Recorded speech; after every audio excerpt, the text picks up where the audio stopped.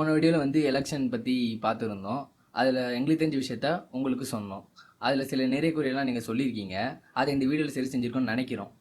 இதே போல் அடுத்தடுத்து நாங்கள் போடுற வீடியோக்கு உங்களோட சப்போர்ட்டை எதிர்பார்க்குறோம். இது சிடிஎம் டாக்கீஸ் T91. இது நம்ம ஏரியா. மறக்காமல் சப்ஸ்கிரைப் பண்ணுறேங்க.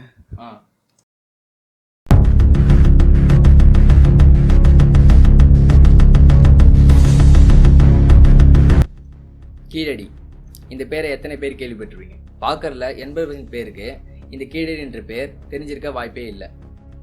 கீழடி பேருக்கு ஏற்ற போல பல வரலாற்று சிறப்புமிக்க பழமை வாய்ந்த பொருட்கள்லாம் மண்ணு கீழே பொய்ந்திருக்கிற ஒரு ஊர்.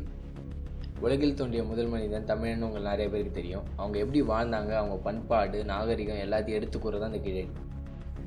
கீழடி பற்றி தெரிஞ்சுக்கிறதுக்கு முன்னாடி சிந்து சமவெளி நாகரிகம்னா என்னென்னு தெரிஞ்சுப்போம். சிந்து சமவெளி நாகரிகம் 9002 பழமையான நாகரிகம் சொல்லப்படுது.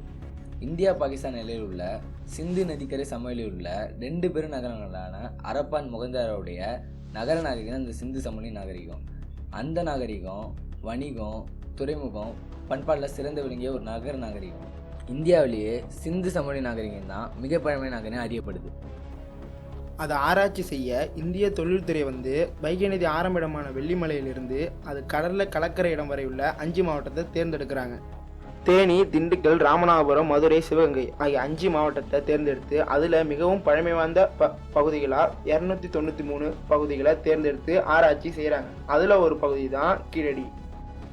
கீழடி இது தமிழ்நாட்டில் சிவகங்கை மாவட்டத்தில் உள்ள திருபுவனம் ஊராட்சி. அங்கே இருக்கிற ஒரு சின்ன கிராமம். இந்த கிராமம் எங்கே இருக்குன்னா மதுரையிலேருந்து 11 கிலோமீட்டர் தூரத்தில் வைகை ஆற்றின் தென்கரையில் அமைந்திருக்கு.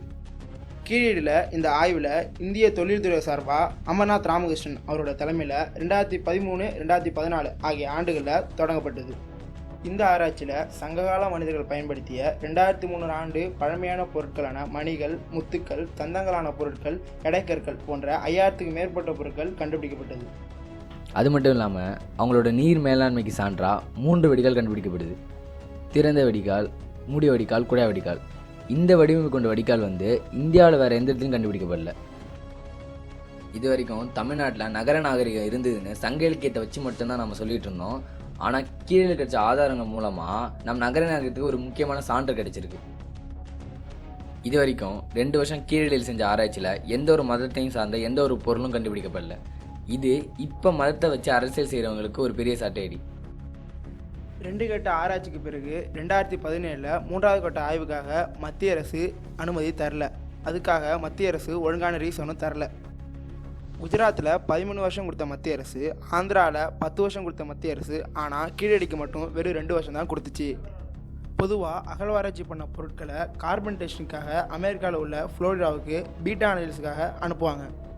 அந்த ஆண்டு மொத்தமாக அனுப்பின பொருள்லேருந்து ராஜஸ்தான்லேருந்து 28 பொருளும், தடவேராலேருந்து 20 பொருளும் அனுப்புனாங்க. ஆனால் கீழடியிலேருந்து கண்டுபிடிச்ச பொருள் வெறும் 2 பொருள் தான் அனுப்புனாங்க. அட்லீஸ்ட் 10 பொருளை இந்த டெஸ்ட்டுக்கு அனுப்புனாதான் அதோட ஒரிஜினல் பழமைத்தன்மையை அறிய முடியும். ஆனால் இந்த டெஸ்ட்டுக்கு மத்திய அரசு ஒதுக்கின நிதி வெறும் 1 லட்சம் தான். இல்லாத சரஸ்வதி நிதி தேடுறதுக்கும் அயோத்தியில் ராமாயண அருங்காட்சியகம் அமைக்கிறதுக்கும் பல கோடி நிதி ஒதுக்கிற மத்திய அரசு ஒழுங்காக ஆராய்ச்சி செஞ்சு கண்டுபிடிக்கப்பட்ட கீழடிக்கு சரியான ஒரு அங்கீகாரத்தை தர மறுக்குது. பல வற்புறுத்தலுக்கு பிறகு தமிழக அரசின் ஈடுபாட்டுக்கு அப்புறம் தான் 4வது கட்ட ஆய்வுக்கு மத்திய அரசு அனுமதி தருது. அந்த ஆராய்ச்சியோட முக்கியமான நோக்கம் என்னன்னா, மனித எச்சம் ஏதாச்சும் கீழடியில் இருக்குதான்னு பார்க்குறது தான் அதோட நோக்கம். அதுக்கு பலனா கீழடியில் ஒரு எலும்பு கண்டுபிடிக்கிறாங்க. அந்த எலும்பு மிருகத்தோடதா இல்லை மனுஷனோடதான்னு கண்டுபிடிக்க ஆராய்ச்சி நடந்துட்டுருக்கு.